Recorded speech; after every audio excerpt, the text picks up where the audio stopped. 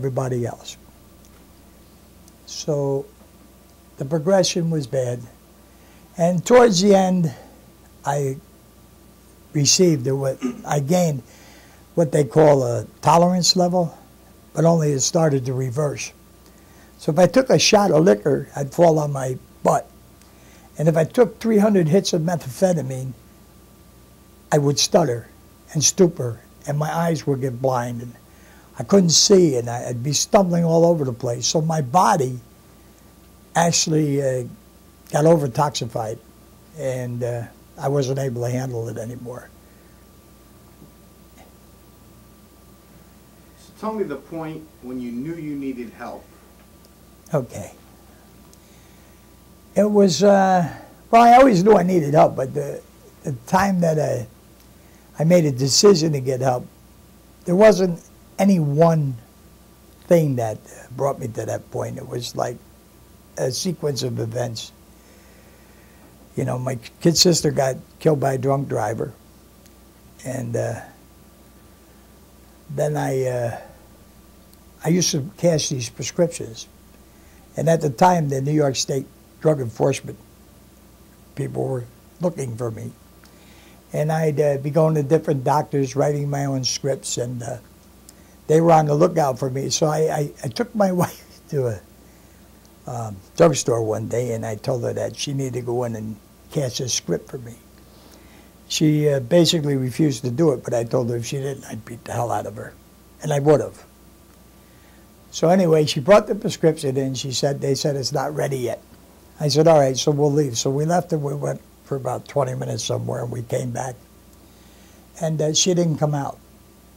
And I knew there was something wrong. So now I got a van. I got my 5 kids in the van. And she don't come out. I know there's something wrong, so I take off. I don't go in looking for her. I don't really care what happened to her. I take off. And I go home. I figure if something's going on, she'll call.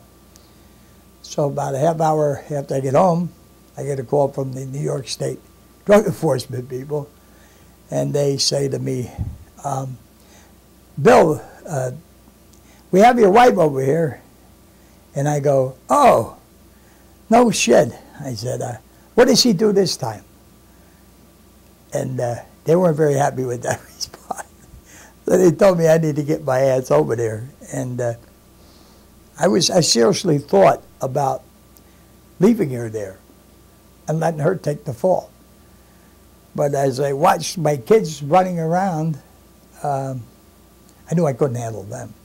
I couldn't handle myself.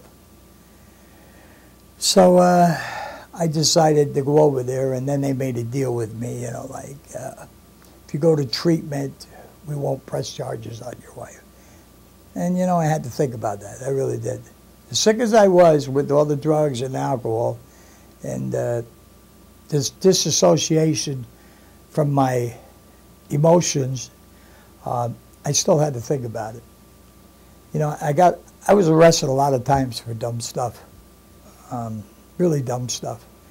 You know, while I was crashing from the methamphetamine or some other thing. Anyways, I got so detached from my feelings. When I was doing something, I would look out and see myself running around, and I would say to myself, Jesus, somebody needs to stop that guy. That guy needs help. And I was talking about myself, but I couldn't connect it with me. You know, it was really bad. And then I went to the rehab, and I didn't go willingly. I mean, I went there because they said that, you know, if I didn't go, they'd put my wife in jail. And on the way, I started drinking, and I left Albany at 1 o'clock in the afternoon and got to Conifer Park at 4 o'clock the next morning, and blew in a BAC machine, and it blew a .26. Of course, they asked me if I had been drinking. I denied it. You know, part of what the denial process is.